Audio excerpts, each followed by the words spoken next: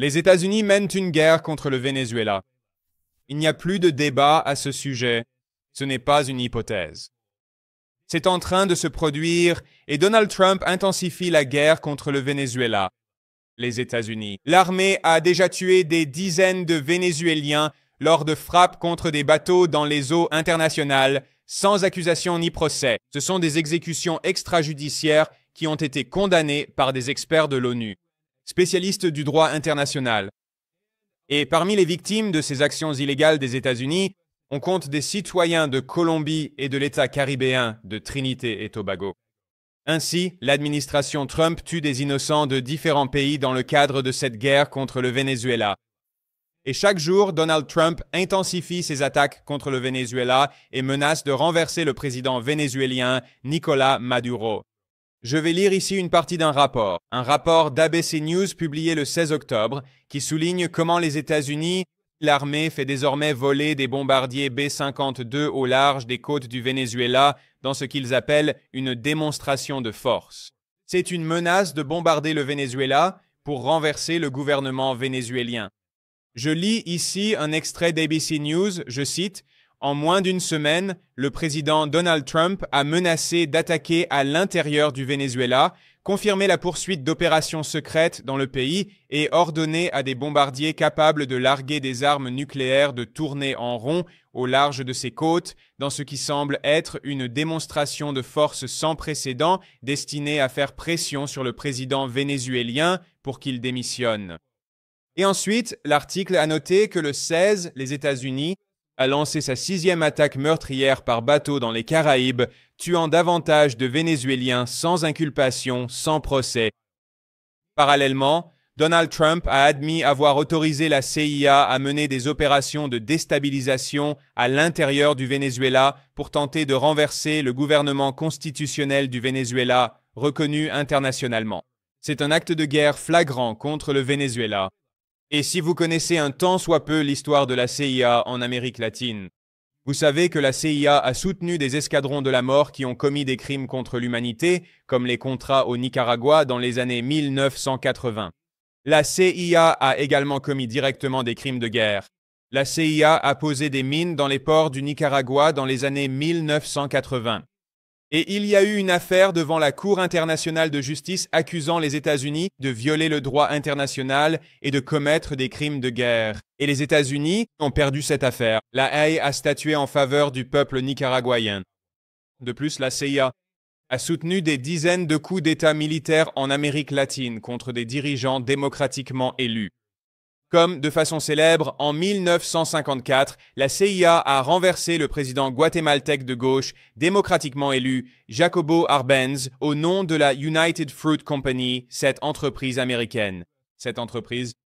Et puis, bien sûr, lors du premier 11 septembre, la première attaque du 11 septembre en 1973, la CIA a renversé le président socialiste chilien démocratiquement élu, Salvador Allende, et a installé un dictateur fasciste, Augusto Pinochet, qui a tué des milliers de personnes et maintenu une poigne de fer sur le pouvoir avec une dictature militaire pendant près de 2 décennies. Donc maintenant, Trump donne le feu vert à la CIA pour faire la même chose au Venezuela, c'est-à-dire renverser le gouvernement vénézuélien et installer un régime fantoche soutenu par les États-Unis. Un régime fantoche. Exactement comme ce que la CIA a fait au Guatemala, au Chili, en Argentine, au Brésil et dans de nombreux autres pays. Maintenant, le récit ridicule que l'administration Trump utilise est que, soi-disant, elle attaque le Venezuela afin d'arrêter le flux de drogue, entre guillemets. C'est un mensonge. Cela n'a rien à voir avec la drogue. En fait, ce rapport du New York Times, citant des responsables américains, a admis que l'objectif est un changement de régime, renverser le président Maduro. Comme l'a écrit le New York Times, je cite, « Les responsables américains ont été clairs en privé sur le fait que le but final est d'écarter M. Maduro du pouvoir. » Fin de citation. Et ce qui est très important, le New York Times a rapporté, en citant des responsables américains, des responsables, que l'autorité de Trump pour la CIA lui permettra, je cite, de mener des opérations létales au Venezuela. Fin de citation. Des opérations létales. Cela signifie tuer des responsables vénézuéliens y compris la cible qui est le président Maduro. Trump donne le feu vert à la CIA pour tuer les responsables du gouvernement vénézuélien et le président. C'est du terrorisme. C'est un acte flagrant de terrorisme international de la part du régime voyou des États-Unis. Un régime voyou. Et le New York Times a ajouté, je cite, « L'agence serait en mesure de mener des actions secrètes contre M. Maduro ou son gouvernement, soit unilatéralement, soit en coordination avec une opération militaire plus vaste. » Fin de citation. Le New York Times a également révélé que les États-Unis ont déployé 10 000 soldats dans les Caraïbes, ainsi que 8 navires de guerre et un sous-marin, tous se préparant à une escalade massive de la guerre contre le Venezuela. Et l'une des personnes clés qui conçoit la stratégie de cette guerre de changement de régime est Marco Rubio, qui agit à la fois comme secrétaire d'État et conseiller à la sécurité nationale. Rubio a toujours été un faucon néoconservateur qui a consacré toute sa carrière politique à promouvoir le changement de régime, non seulement au Venezuela, mais aussi à Cuba et au Nicaragua. Ainsi, Donald Trump et Marco Rubio collaborent avec l'armée américaine, désormais appelée le département de la guerre, sous la direction du secrétaire à la guerre Pete Hegseth et avec la CIA, pour tenter de renverser le gouvernement du Venezuela, comme l'a admis le New York Times. Et il a cité le chef de la CIA sous Trump, John Ratcliffe, qui s'est vanté lors de son audition de confirmation que la CIA allait devenir encore plus agressive sous sa direction. C'est-à-dire que la CIA va tenter de soutenir davantage de coups d'État à travers le monde et s'ingérer dans les affaires intérieures de pays du monde entier et mener des actes de terrorisme, car c'est ce que fait la CIA, du terrorisme international contre des États souverains indépendants que les États-Unis veulent contrôler pour les dépouiller de leurs ressources naturelles. Et Trump a admis qu'il avait autorisé la CIA à tenter de déstabiliser le Venezuela lors d'une conférence de presse à la Maison-Blanche. Un journaliste interroge Trump et Trump donne alors 2 excuses ridicules. Il affirme faussement que c'est parce que le Venezuela envoie des criminels aux États-Unis. Ce n'est pas vrai. Et soi-disant que c'est à cause de la drogue. Cela non plus n'est pas vrai.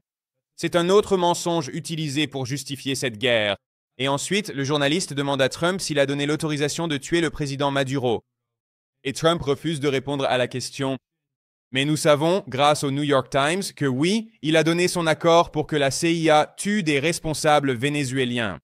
Étant donné que les États-Unis, le gouvernement mène activement une guerre d'agression contre le Venezuela, c'est pourquoi il est complètement absurde que le soi-disant prix Nobel de la paix ait été attribué à une putschiste vénézuélienne d'extrême droite, Maria Corina Machado, qui est financée par les États-Unis depuis des décennies et qui est au centre de cette guerre menée par les États-Unis.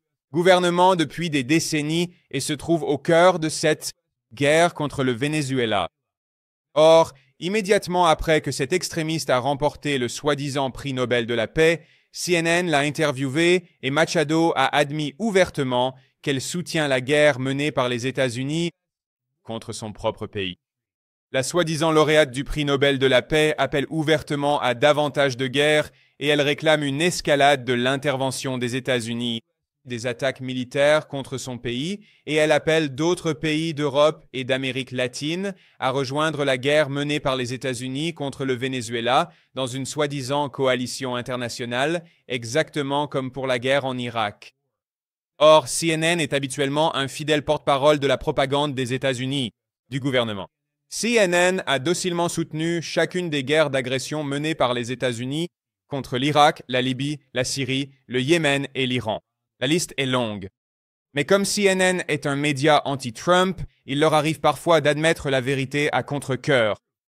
Et j'ai été surpris d'entendre que CNN a souligné que l'administration Trump utilise la même stratégie de mensonge que celle employée par l'administration de George W. Bush pour justifier sa guerre illégale contre l'Irak en 2003.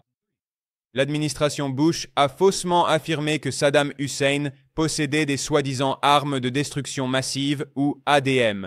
Ce n'est pas vrai. C'était une invention de la CIA et ils s'en sont servis pour justifier l'invasion de l'Irak. C'est pourquoi CNN a souligné que la stratégie de Trump semble familière.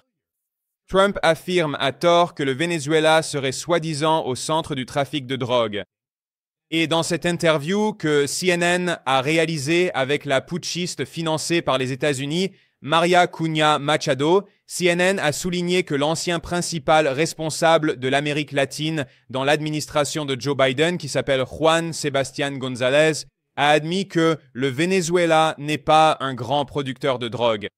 En fait, les données officielles des Nations Unies, ainsi que celles des principaux experts du trafic mondial de drogue, montrent que les 2/3 de toute la cocaïne dans le monde sont produits en Colombie, soit 65%. Le deuxième plus grand producteur de cocaïne est le Pérou, un autre grand producteur américain. S'allier à un gouvernement de droite, 27% de la cocaïne est produite au Pérou et 8% de la cocaïne est produite en Bolivie. Le Venezuela n'est pas un grand producteur de drogue. Il s'agit d'un mensonge complet utilisé par l'administration Trump pour justifier une guerre d'agression. Et même CNN a admis que cela rappelle beaucoup le mensonge sur les armes de destruction massive utilisées par l'administration Bush. Remarquez maintenant comment, dans cet extrait de CNN, ils ont interviewé l'ancien principal responsable de l'Amérique latine sous Biden, Juan González, et il a reconnu que le Venezuela possède les plus grandes réserves de pétrole au monde et les plus grandes réserves d'or d'Amérique latine. Ce n'est évidemment pas une coïncidence. Les entreprises américaines ont désespérément cherché à accéder au pétrole du Venezuela après que l'ancien président révolutionnaire de gauche, Hugo Chavez, a nationalisé ce pétrole. Il appartient désormais au peuple vénézuélien et les États-Unis. Les entreprises cherchent désespérément à le privatiser. Et ce n'est absolument pas un hasard si le gouvernement américain a financé une instigatrice de coup d'État, Maria Corina Machado, cette extrémiste qui a remporté le soi-disant prix Nobel de la paix, une véritable farce. Elle a admis lors d'une interview en février avec Donald Trump Jr. que si Trump peut la placer au pouvoir à Caracas et qu'elle peut créer un gouvernement pro-américain, régime fantoche, elle va privatiser le pétrole, privatiser toutes les entreprises publiques du Venezuela et tout vendre aux entreprises américaines. Et elle s'est vantée que les entreprises américaines allaient gagner beaucoup d'argent. Donc maintenant que j'ai bien expliqué que les États-Unis et le gouvernement mènent une guerre d'agression flagrante contre le Venezuela, fondée sur des mensonges pour justifier le pillage de son pétrole, très similaire à la guerre en Irak. Je veux maintenant parler davantage des victimes de la guerre de Trump contre le Venezuela. Car, comme je l'ai souligné, des dizaines de Vénézuéliens ont été tués lors de ces attaques illégales des États-Unis dans les eaux internationales. Mais il n'y a pas que les Vénézuéliens. L'actuel président de gauche de la Colombie, Gustavo Petro, qui a été pris pour cible par l'administration Trump dans le but de le déstabiliser, l'administration Trump a imposé des sanctions personnellement contre Petro. Eh bien, pendant ce temps, Petro a été l'un des seuls dirigeants en Amérique latine à s'exprimer contre cette guerre d'agression des États-Unis contre le pays voisin, le Venezuela. Et Petro a souligné que plusieurs Colombiens, pas seulement des Vénézuéliens citoyens de la Colombie, ont été tués par les États-Unis militairement lors de ces attaques contre des bateaux dans les eaux internationales. De plus, les États-Unis, l'armée a tué des pêcheurs innocents du pays caribéen Trinité et Tobago. Le journal The Guardian au Royaume-Uni a interviewé des membres de la famille de pêcheurs trinidadiens qui ont été tués par l'armée américaine lors de ces frappes. Je lis ici dans le journal britannique The Guardian, je cite, « Les proches de 2 hommes de Trinité que l'on croit avoir été tués lors d'une opération américaine, lors d'une frappe militaire sur un bateau dans les Caraïbes, ont accusé Donald Trump de tuer des pauvres sans procédure régulière et réclament justice. » Fin de citation. Ce rapport précise que les membres de la famille vivent dans un village de pêcheurs. Ce ne sont pas des trafiquants de drogue. Encore une fois, l'administration Trump ment à propos de la drogue. Et le cousin de l'une des victimes a souligné que son proche s'était vu, je cite, refuser le droit fondamental à une procédure régulière et a accusé le gouvernement de Trinité et Tobago d'avoir abandonné sa souveraineté aux États-Unis. Fin de citation. C'est devenu un énorme scandale à Trinité et Tobago. Le journal local du pays, qui s'appelle aussi The Guardian, distinct du Guardian britannique, a publié les visages de ces 2 hommes, ces pêcheurs, qui ont été tués par les États-Unis. Militaires avec le titre « 2 Trinidadiens tués lors d'une frappe américaine ». Frappe. Les familles condamnent les derniers bombardements au large du Venezuela. Elle nie que les pêcheurs décédés étaient impliqués dans le trafic de drogue. Maintenant, l'ambassadeur du Venezuela auprès des Nations Unies, Samuel Moncada, a soulevé cette question au Conseil de sécurité de l'ONU. C'est évidemment un énorme scandale. L'armée américaine tue des innocents dans le cadre de cette guerre d'agression contre le Venezuela.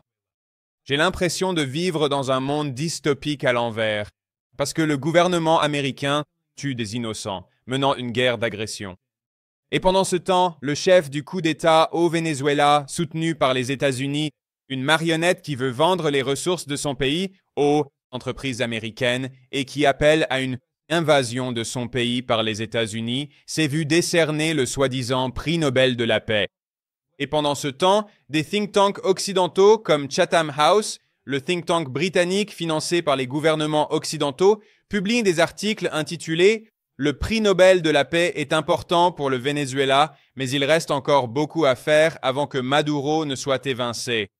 Je veux dire, ils appellent littéralement à la guerre en utilisant le soi-disant prix Nobel de la paix comme un outil de guerre et d'empire. C'est complètement orwellien. Pendant ce temps, juste après que Maria Corina Machado, cette comploteuse de coup d'État financée par le gouvernement américain, a remporté le soi-disant prix Nobel de la paix, la BBC, média d'État britannique, l'a interviewée et elle a de nouveau appelé à une intervention militaire au Venezuela pour renverser Maduro. Et ce qui est intéressant, c'est que la propagande de Machado a en fait un peu évolué. Il est clair qu'elle est conseillée par des gens à Washington. Et maintenant, son discours, c'est que, en réalité, il y a déjà une guerre. Que, soi-disant, c'est Maduro qui mène la guerre. Et que les États-Unis, l'armée doit intervenir dans le cadre de la soi-disant doctrine de la responsabilité de protéger, R2P, qui a été utilisée pour justifier la guerre d'agression contre la Libye, laquelle a détruit le gouvernement libyen et tué son dirigeant, Mouammar Kadhafi, en 2011. Encore aujourd'hui, 14 ans plus tard, la Libye est un État en faillite. Il n'y a pas de gouvernement central unifié. La guerre civile fait rage depuis que les États-Unis ont détruit le gouvernement libyen. C'est exactement ce qu'ils essaient de faire au Venezuela, en utilisant les mêmes mensonges qu'ils ont employés pour justifier l'invasion illégale de l'Irak en 2003, des mensonges similaires à ceux utilisés pour attaquer la Libye et détruire son gouvernement, et la Syrie, un autre pays devenu un État failli dirigé par des extrémistes. Je veux dire, ils essayent de faire au Venezuela exactement ce qu'ils ont fait en Irak, en Libye, en Syrie et dans tant d'autres pays.